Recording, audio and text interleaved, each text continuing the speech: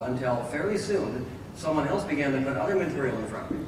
Material by C.S. Lewis and Paul Little, a man who some of you may know his name, I'm not sure. A man killed in a car accident a number of years back now, but wrote some wonderful books, one called Know Why You Believe, another one called Know What You Believe. Very helpful to me. John Wilbur Montgomery, a really powerful mind, a powerful Christian philosopher. And he would have, and there was tapes, and I sometimes put them in my car and listen to these tapes. And I began finding out that these guys were addressing the same questions I had. And there were answers to some of these questions. And one by one I began getting answers to my questions. And I prayed just like the man told me to pray. And then eventually my faith began to breathe this big sigh of relief because I began to realize, hey, I can believe these things. You don't have to kiss your brains goodbye if you want to be a Christian. You can get to the bottom of these questions and you can find answers. It was really a wonderful experience for me, but that's what happened to me.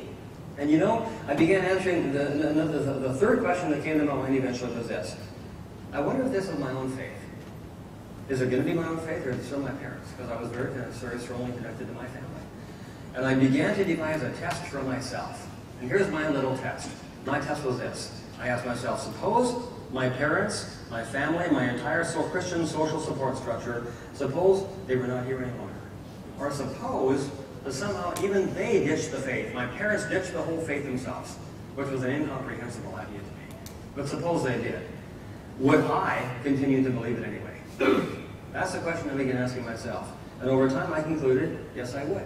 I had done enough research, enough getting into the bottom of things, enough time spent in prayer, enough conviction obviously given to me by the Holy Spirit of God, that I finally concluded, I believe this regardless of what anybody around me believes.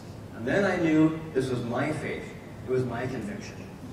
And interestingly enough, I shared that story, just what I told you now, with my students once at Act Seminary over at Trinity Western. And in a month or so,